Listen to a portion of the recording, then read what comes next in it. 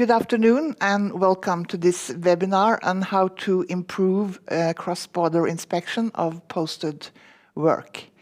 My name is Anne-Mette Ødegaard. I'm a researcher at the Fafo Institute for Labour and Social Research here in Norway, and I will guide you through the next hour. Posted workers that are sent by their employer to conduct a service assignment in another country is frequently moved from country to country, while the responsibilities of the Labour Inspectorates are confined to national borders. The need for transnational cooperation seems clear, yet it presents some complex challenges. In this webinar, we will present findings on this topic from the research project Better Enforcement Through Improved Nordic-Baltic Cooperation, called BETIC. This project is commissioned by the European Social Fund Plus, and this webinar is arranged as a part of this research project. We have several partners in the project, and these are the Labour Inspectorates in Norway, Denmark, Iceland, Estonia, Finland, Lithuania, and Latvia. And today we will ask the following questions. What are the main barriers to transnational cooperation between Labour Inspectorates? And what kind of improvements are possible? And additionally, we will get some practical insights into the collaboration between the Labour Inspectorates in Lithuania and Norway. And I will be happy to present our participants today. These are Johanne Stense-Tusby from Fafo, Paul Lund from the Norwegian Labour Inspectorate, and Aras Petrevic from the Labour Inspectorate in Lithuania. And I will also be happy to receive questions and comments from you. You can send it on a message through the phone number that you will find on the screen. In our project, we have so far published 2 papers that you will find on our website on fafo.no. We have also arranged a previous webinar in April about the posting of third country nationals. And the papers are, the first one is about the transition of the Enforcement Directive. This directive from 2014 provides different tools to promote that rules on posting of workers apply uniformly across national borders. The second one summarizes the tools used in the enforcement of posting in the Nordic and Baltic Labour Inspectorates. And in connection with this webinar, you will also find another report from a project that has evaluated the collaboration between Norway and Lithuania, and that we will hear more about later on. But first, I will give the floor to Johanne from Fafo, and she will present some findings from our report on transnational inspections. The floor is yours, Johanne. Thank you, Anne-Mette. Based on findings from the BETIC research project, I will go through the ways in which transnational cooperation between Labour Inspectorates on the enforcement of posted work takes place, including challenges and possible improvements. The findings are at large based on a literature review and interviews with inspectors in the Nordic and the Baltic countries' Labour Inspectorates, except from Sweden. As part of the research project, Fafo published a paper last year, like Anne-Mette mentioned, concerning the strategies and tools Labour Inspectorates use for the enforcement of posted work.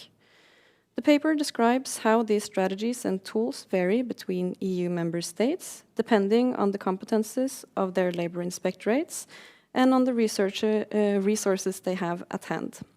In the paper, we also describe how these strategies and tools are used in cooperation across borders, which is the main focus of today's webinar. I will begin by shortly explaining the concept of posted work and the challenges it holds. Then I will give a brief presentation of the variation of how posted work is enforced in different member states. And further, we take a closer look at the transnational cooperation between Labour Inspectorates. A posted worker is an employee that is employed in an EU country and sent by their employer to work temporarily in another EU state. As opposed to the intra-EU free movement of workers, posting is legally based on the freedom of movement for services and establishments. Workers who are sent by their employer to provide a service on a temporary basis in another member state are granted minimum rights in terms of wages and working conditions by the Posting of Workers Directive, and both Norway and Iceland are bound by these regulations through bilateral agreements with the EU. Nonetheless, as they move between different national systems, posted workers face a multitude of problems, such as labor right violations and difficulty accessing social insurance security systems. Issues related to posting are among the most highly politicized questions in recent European integration. The regulatory framework for posted work at EU level is implemented in different ways in the member states, as it is applied in a range of different industrial relations and collective bargaining systems. As a result, very different outcomes can result from the protection of workers, depending on how Labour Inspectorates, other authorities, and the social partners engage in posting. The basis for enforcement of the regulations at EU level is constituted by the competences of the national Labour Inspectorates and the possibility of their cooperation with other authorities. As you can see from the table, the competences of the Labour Inspectorates in the participating countries vary from solely carrying out inspections on occupational safety and health to, such as in Denmark, to control with wages, working hours, and employment contracts, such as in Estonia. The Labour Inspectorates of the different states also have different registers or notifying systems for posted workers, except from Norway, which does not have such a system. Some countries do inspections where they target posting, while others have a more general approach where both posted workers and employed workers are part of the inspection. And other countries carry out more thematic inspections, for instance, on occupational safety and health or to reveal illegal work. Inspections on posting are considered to be complex and time-consuming for most parties due to language barriers, unclear documentation, and difficulty in mapping out facts. Tools and resources for the inspectorates are therefore very important. Resources can include inspectors' skills, such as language proficiency, access to translators, questionnaires, access to registers, and real-time information via digital tools. And one main challenge reported by all the participating states is to confirm the posted workers' legal employment and whether the company they work for is legally established in the sending country. The countries involved also have experience with cooperation between authorities at the national level, but this form of cooperation differs in scope and in depth. It is most common for the Labour Inspectorates to cooperate with the tax authorities and with the police. And a pending challenge is the sharing of certain information among these authorities due to secrecy acts. National actors have neither the geographical scope nor the authority to effectively enforce regulations for free movement of services across national borders. It is therefore vital for the authorities to have contact and to cooperate across national borders. And even though good practices cannot always be directly adopted from one country to another, elements, ideas, and experiences can be of help and of inspiration. It is also an aim of the Enforcement Directive to achieve greater cooperation between national authorities.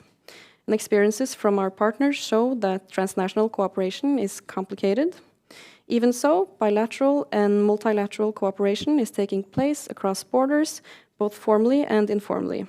So we will now take a closer look at how these forms of cooperation take place.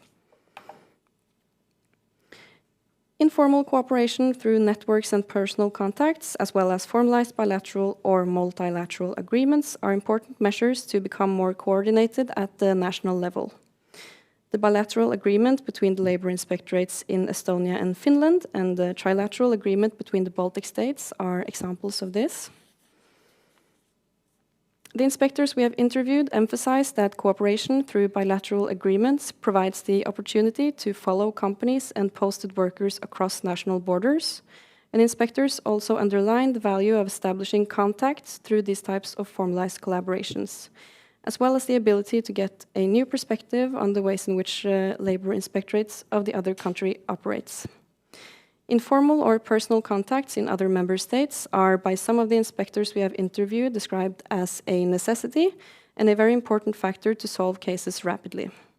At the same time, informants note that to make transnational cooperation last, it must be formalized through binding agreements.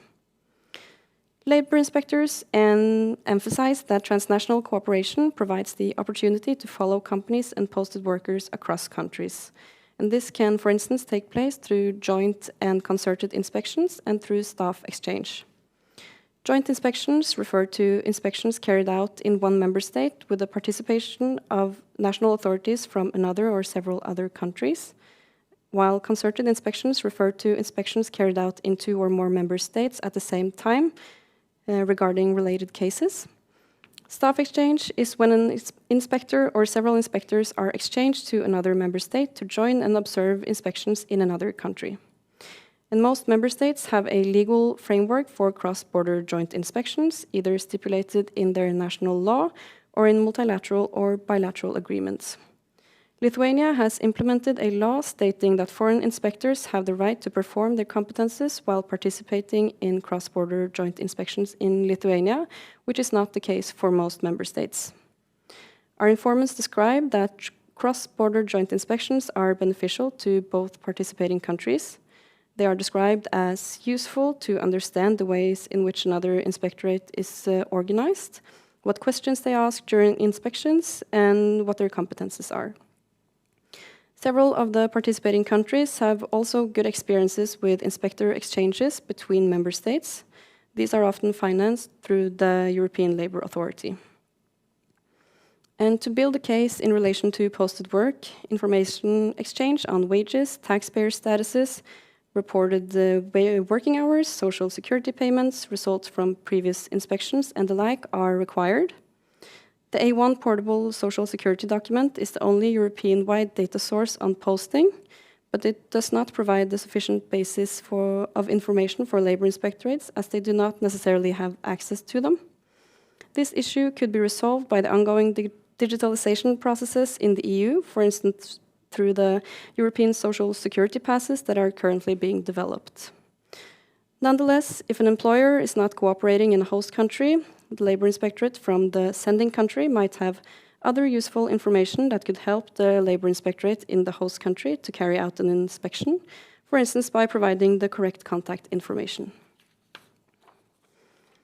Today, cross-border information sharing is in relation to posted work generally takes place through ad hoc exchange of information about individual workers or companies through the Internal Market Information System, or IMI, or through personal contacts. IMI is the only mechanism at EU level that provides the opportunity for labour inspection bodies to share information about specific posting companies and posted worker cases across borders in a systematic way. Here, inspectors can send questions directly to Labour Inspectorates in other member states related to posting. And according to our informants, the use of IMI is quite varied. Some inspectors find information exchange through IMI can be too formal and provide little real knowledge about an enterprise, while other inspectors report that the system makes it much easier to reveal letterbox companies and provides useful information. The use of personal contacts and whether the inspectors have personal contacts in another member state is also quite varied. One key barrier for transnational cooperation is that national authorities are not necessarily aware of what competences the authorities who oversee labor inspection issues in the other countries have. A premise for bilateral or multilateral cooperation to succeed is the commitment from authorities in the participating countries, as resources, time and money are required to operationalize it. Cross-border inspections are often hindered by incompatible legal frameworks within different member states or limited prospects for the sharing of data across borders. Cross-border inspections also usually require more resources than national inspections, and political and high-level support is often needed. The lack of information concerning companies who post workers abroad and the workers they employ complicate efforts to enforce regulations concerning posted work. And cross-border data exchange can be challenging and must meet legal data protection requirements. The inspectors we interviewed were asked to suggest what they believed could be useful to improve enforcement at the transnational level. And here it is important to note that the national regulations of the member states vary, which means that suggestions from one country might already be implemented in another or not directly adaptable in another country. Our informants suggested that a combination of formal and informal cooperation at the transnational level might complement one another. For instance, establishing a network in another member state can promote formal cooperation, and formal cooperation, such as establishing bilateral agreements, can provide contacts in another member state. Another suggestion is keeping transnational cooperation at the same level, making sure that inspectors are able to establish networks and personal contacts in other member states. One suggestion was the arrangement of seminars for inspectors to participate and get familiar with each other and discuss relevant topics. Inspectors noted that it should be easier to share information, as lack of information constitutes the main obstacle for a coordinated approach between the member states. One measure could be that a larger number of inspectors received training and became more familiar with the use of IMI. Cooperation between the Labour Inspectorate and the authority that collects fines in another country so that the Inspectorate could receive information on the results of such cases was also suggested among the inspectors. And one way in which transnational cooperation is currently taking place is through the cooperation between the Norwegian and the Lithuanian Labour Inspectorates. The two are currently cooperating on a pilot project on work-related crime, which leads us over to the next part of the webinar. Thank you.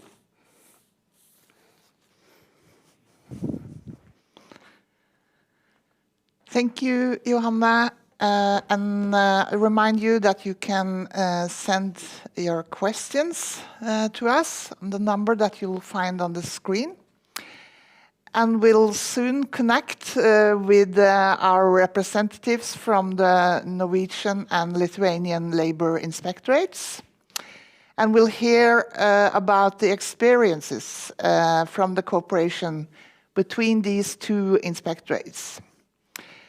And this is not directly a part of the BETIC project, this bilateral cooperation.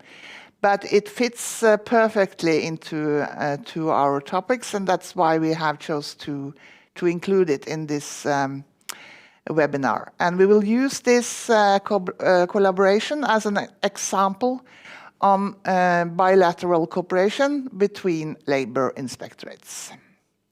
And in the invitation to this webinar, it's also a link to an evaluation report that I also mentioned earlier. And this report is conducted by Samfunnsøkonomisk Analyse and Fafo. And then over to this collaboration. During the period from 2019 to 2023, the Norwegian and Lithuanian Labour Inspectorates have collaborated on several initiatives to promote decent work, strengthen tripartite cooperation, and combat work-related crime in both countries. And this cooperation has been funded by the Social Dialogue Decent Work Programme under the Norway grants. And as I mentioned, it's Paul from Norway and Aras from Lithuania, and I'll give the floor first to Paul for a general overview of the Norwegian-Lithuanian cooperation. And as I not have mentioned, but I'm sure that they will mention, is that this cooperation also includes other authorities than the Labour Inspectorates, most important being police and tax authorities. So Paul, the floor is yours. Thank you, Anne-Mette, and thank you, Johanne, for the presentation of the project. It's been a great pleasure for us to be a part of the BETIC project, because you have tabled both the activities we have, the legislation we are bound to, and also you will give us recommendations for how to proceed our cooperation. I will share my screen here, just a few seconds.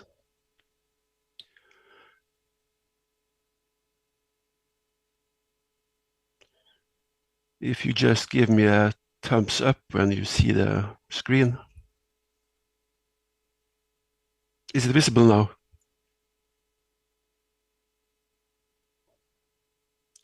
Yes, thank you. Thank you. First, just some background information. The cooperation between the Labour Inspectorate of Norway and Lithuania was established by signing of an agreement in 2017. The Norwegian Labour Inspectorate, we have similar agreements with all the 3 Baltic countries, as well as Poland, Romania, and Bulgaria. And the agreements is based on that we should have a cooperation on inspections. We should do information activities towards workers and employers. And we should also share good practices between countries, learn from each other about good practices. The following here today is based on the inspection and the sharing of good practices as the main topics. As you mentioned, Anne-Mette, we have had a 3-year project funded by Norway grants. The idea was to transfer the concept of joint authorities cooperation fighting undeclared work and work-related crime from Norway to Lithuania. As you know, the Norwegian agencies have set up 8 centers for joint cooperation between relevant authorities. And our Lithuanian colleagues thought that this was a good idea. They wanted to learn more about it. And during this project, we have transferred the concept, and the goal was to establish a bilateral joint activities cooperation, which means not only a cooperation between the Labour Inspectorates, but also to involve other agencies. To make it not easy for ourselves, but maybe more, to say, useful for ourselves, we have included 10 agencies, 6 from the Lithuanian side and 4 from the Norwegian side. And you can see them all listed here. Labour Inspectorates, tax authorities, police, fund, administration, and also state border and financial crime investigation on the Lithuanian side.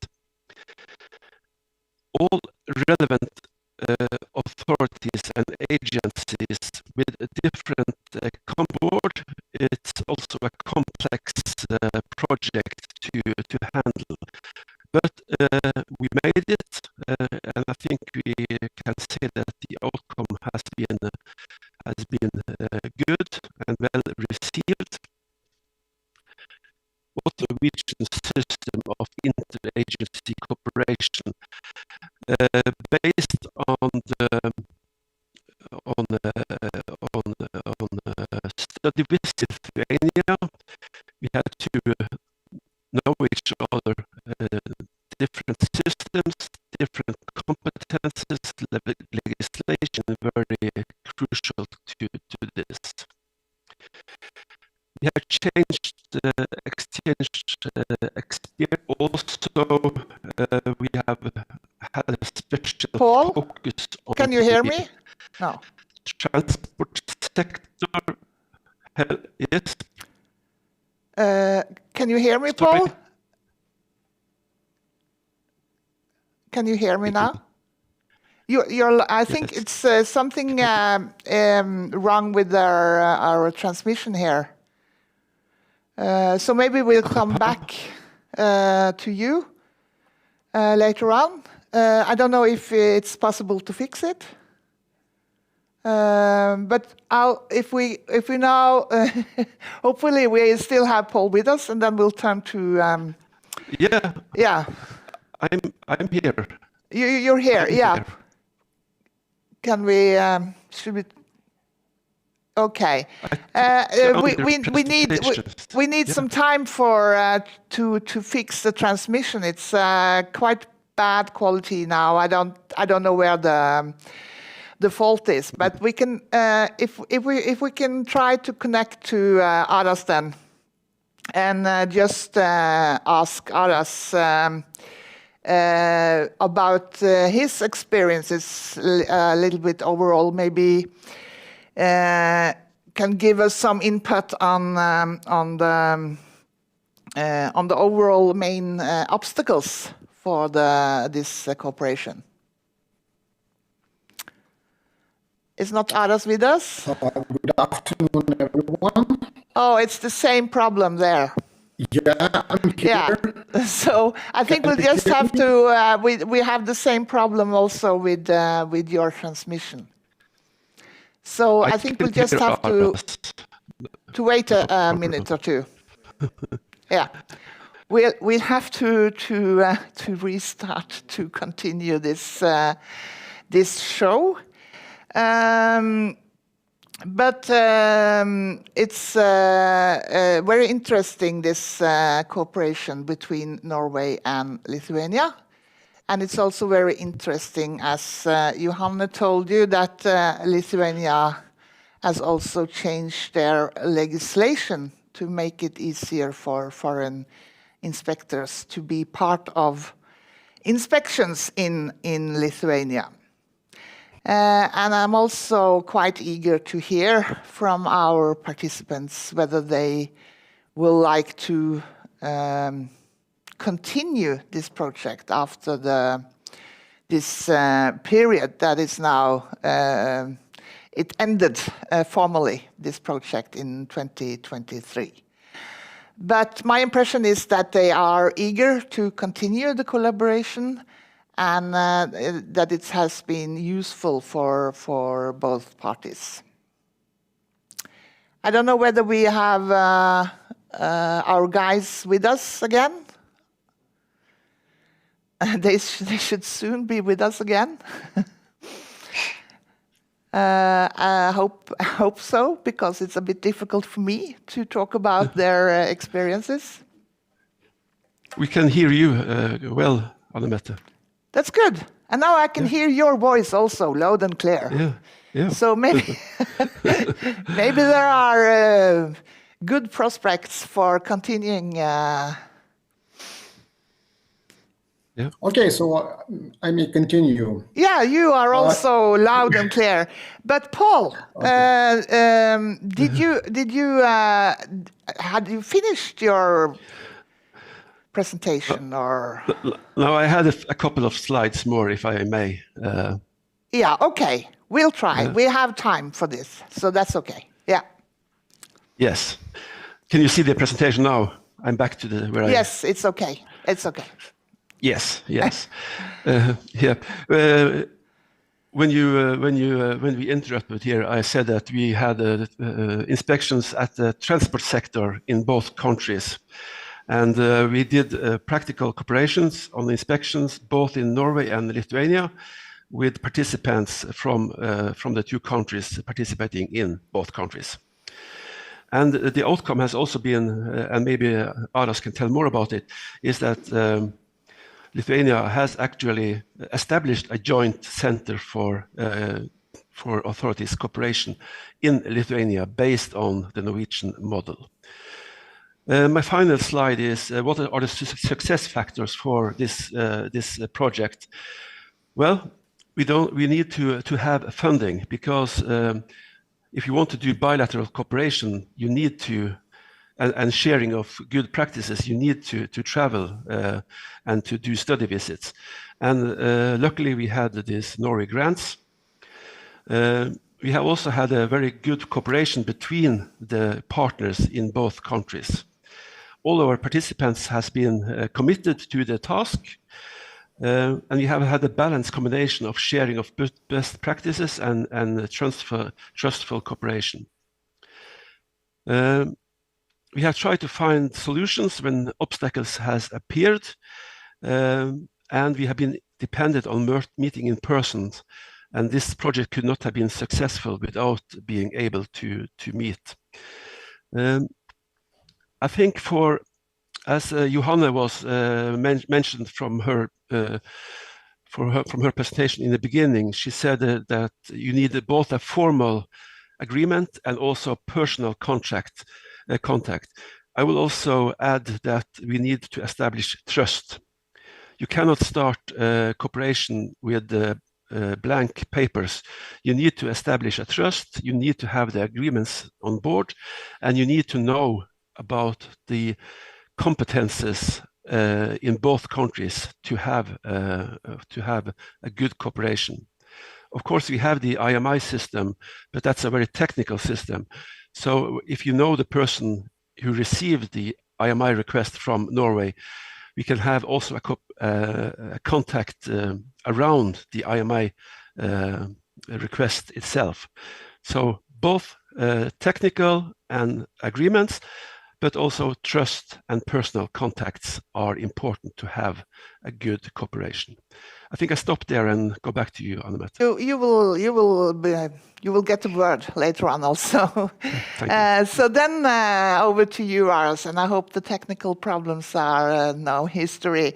Paul talked a lot about success factors here. Maybe you can give us some input on some obstacles that you've experienced in the collaboration?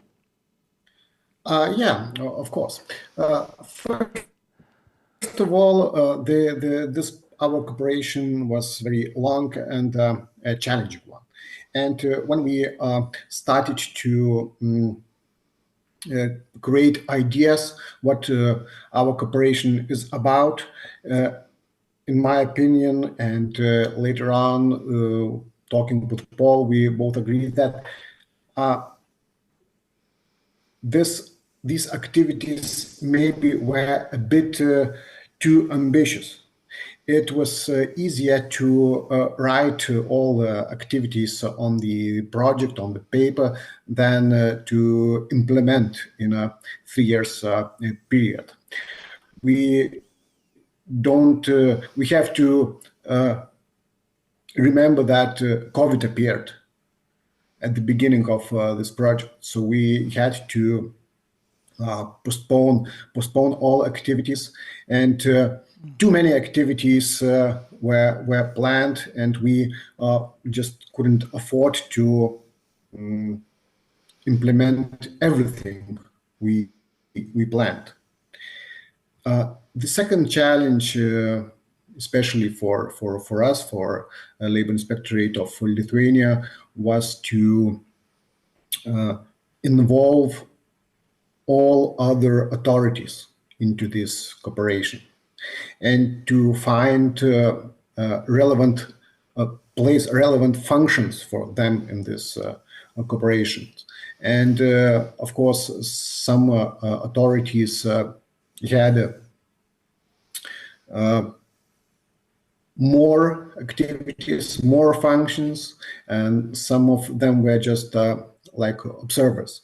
But at the end, all of them put their input into results, into establishing of a joint operational center.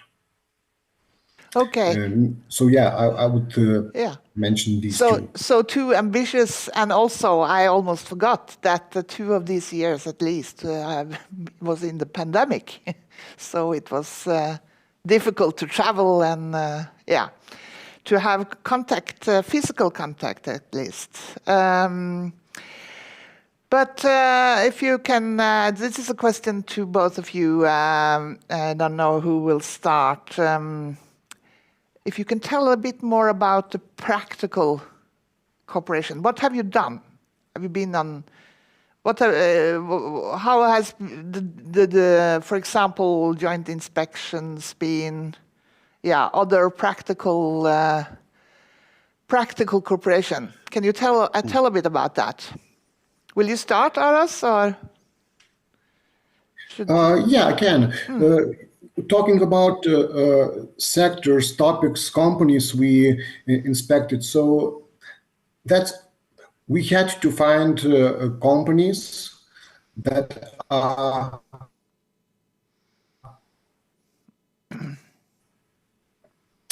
of course, we don't have companies sending posting workers from Norway to Lithuania.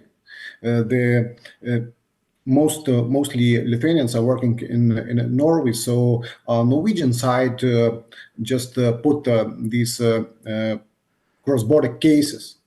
We had to go into deeply. And of course, these sectors were construction. We have quite a lot of companies that builds wooden houses here in Lithuania and produces it to Norway. And another sector is international transport. Also, we have thousands of companies, and many of them carry activities in Scandinavian countries.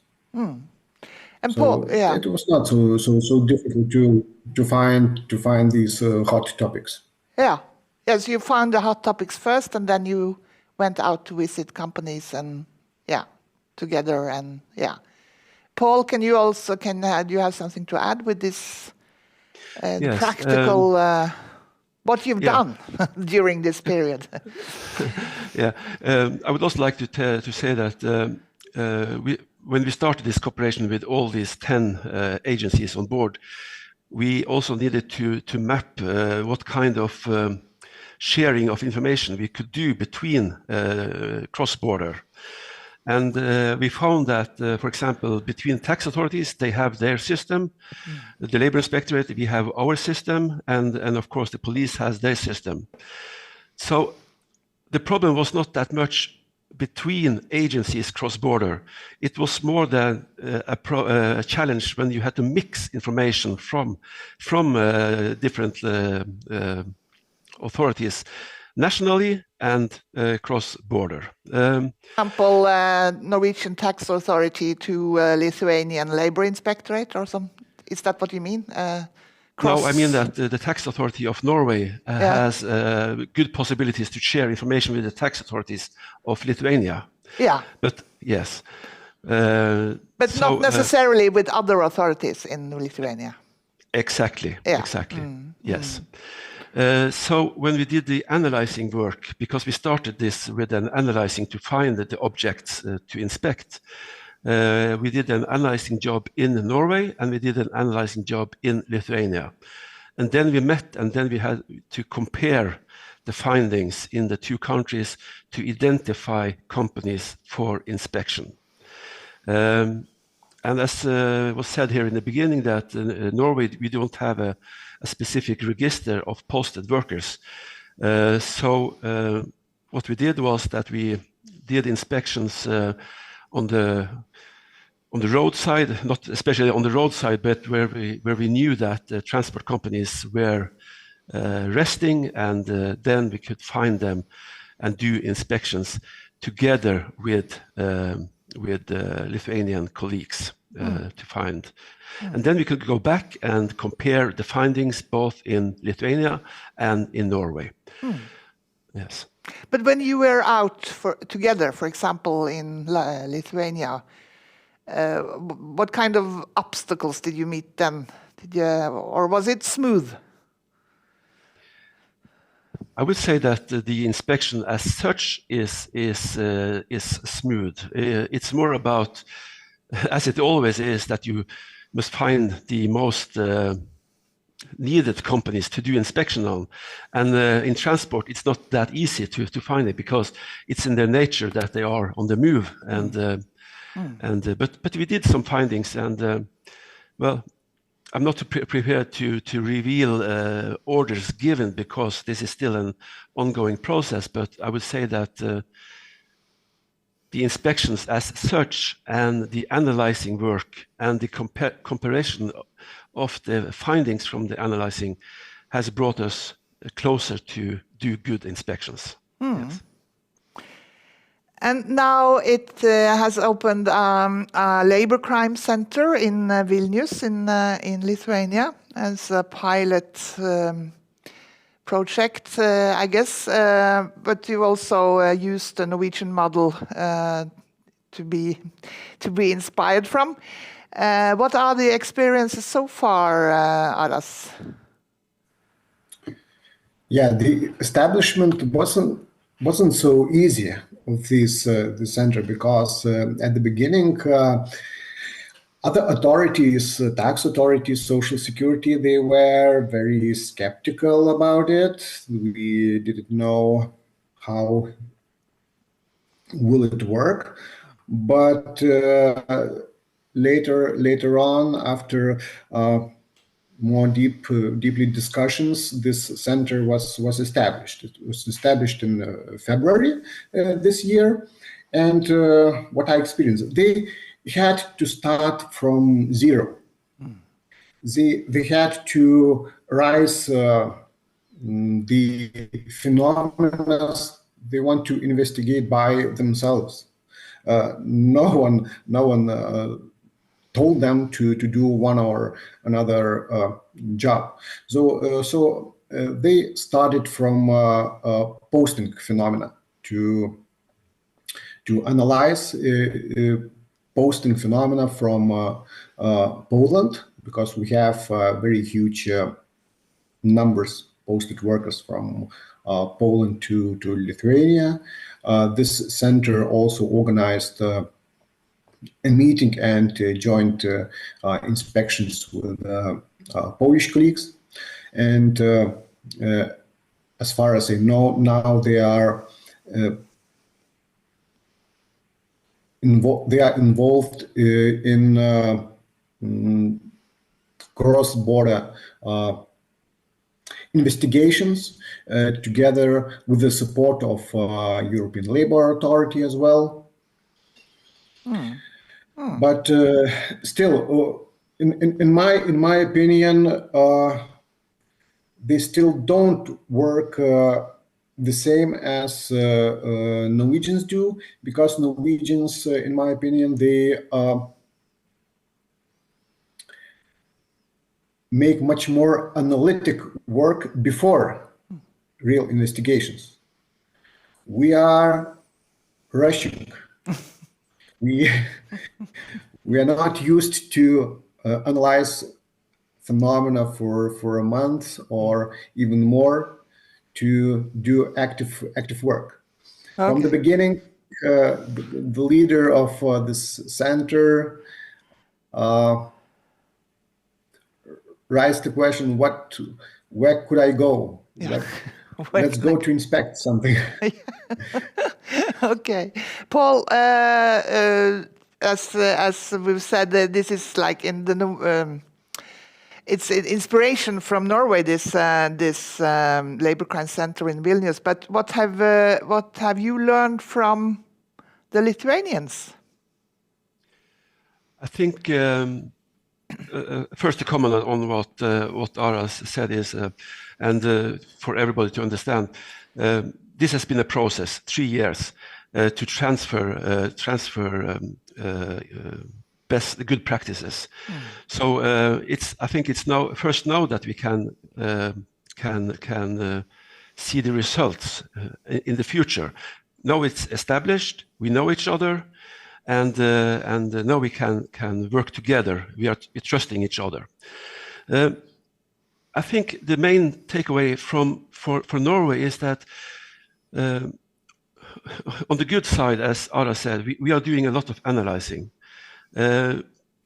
Personally, I like to be somewhere between the, let's say, more simpler or more easier way the Lithuanians do the approach, and the more deep and analyzing practices we have. I don't want to say that we shouldn't analyze it, definitely not. But I think Lithuanians are maybe more unbureaucratic than we tend to be. Yeah, so you like a bit more action. I think we can learn from each other, and that's why it's interesting for us now to follow Lithuania and their practices. And it's not only Lithuania, also Sweden and to some extent Denmark and Finland are also setting up centers based on the Norwegian idea, but they do it in their own way.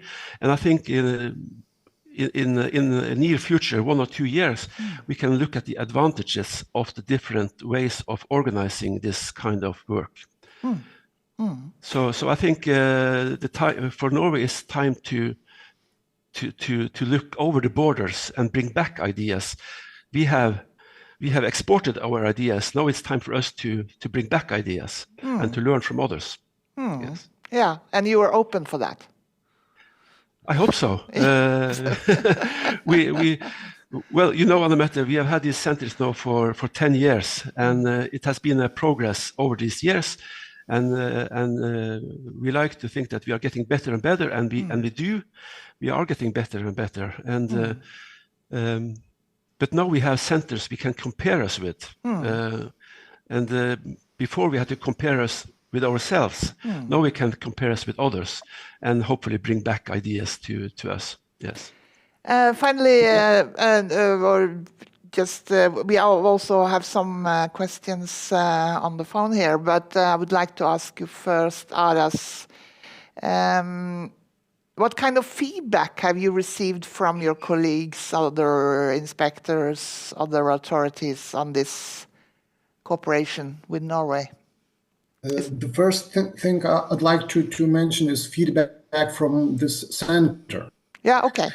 Because they're very impressed how they are working now.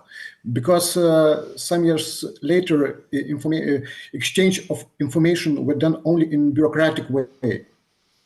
Now they sit together, tax, Social Security and Labour Inspectorate. They both can share, of course, they have their own data, access to their data, but they can share information the same day, the same room. That's the main impression for them.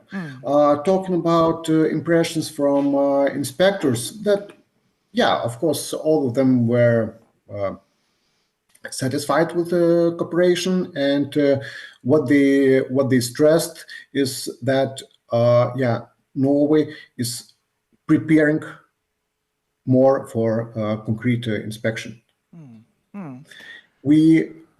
Unfortunately, we can't allow to spend so much time on inspection, because we have very few inspectors in the whole Lithuania, and there are many complaints, plans, annual plans, and so on and so on. So we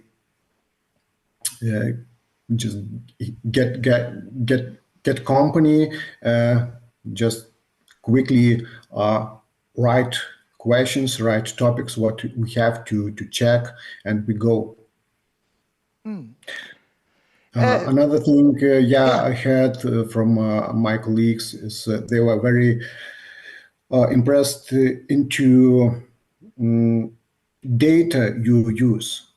You have a bit more sources of information you can check before inspections. Yeah, okay, a better statistics and data. Yes. But you seem, both of you seem quite happy with this collaboration, and Paul, you said now the question is funding. But do you want to continue if you get funding for the future? Yes.